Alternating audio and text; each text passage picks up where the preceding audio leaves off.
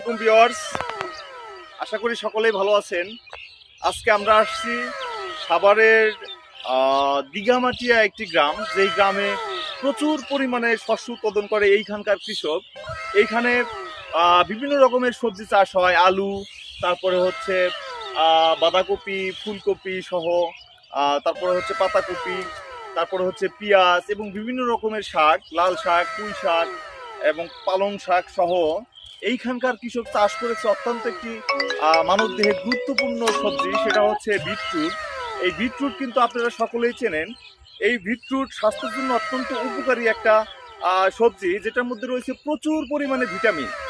এই বিটরুটে রয়েছে অ্যান্টিঅক্সিডেন্ট। পাশাপাশি এই বিটরুট খেলে মানুষ যদি অতিরিক্ত উচ্চ রক্তচাপে ভোগে, তাহলে এই বিটরুট যদি সে নিয়মিত খায়, সেই ক্ষেত্রে কিন্তু উচ্চ রক্তচাপ কিন্তু নিয়ন্ত্রণে থাকবে।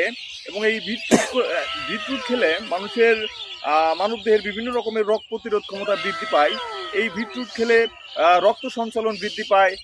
পাশাপাশি হচ্ছে এই বিটরুট খেলে মানুষের হৃদযন্ত্র সুন্দর থাকে এবং পরিষ্কার থাকে এবং হৃদরোগের ঝুঁকি কমে যায়। আমি আপনাদেরকে এই বিটরুট দেখাচ্ছি। এই দেখেন কত সুন্দর, প্রচুর পরিমাণে উৎপাদন হয়েছে এই যে বিটরুট। একটু কাছ থেকে দেখাও।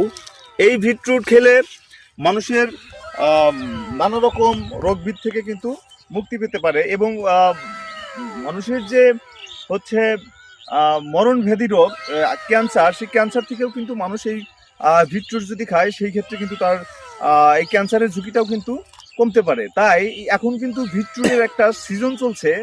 বাজারে কিন্তু আপনারা অত্যন্ত সস্তায় এই বিটরুট কিনতে পারবেন। মাত্র 70 থেকে 80 টাকা কেজি হইলেই কিন্তু আপনি এই বিটরুট পেয়ে যাবেন।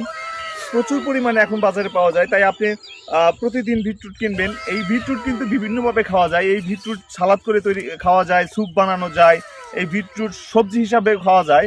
এই বিটরুট যদি আপনারা কাঁচা খান, সেই ক্ষেত্রে কিন্তু আপনাদের স্বাস্থ্যে আরও বেশি উপকার হবে। তাই আপনাদের সকলকে এই বিটরুট খাওয়ার জন্য আমি অনুরোধ করছি, বিটরুট খান, সুস্থ থাকুন। ধন্যবাদ সবাইকে।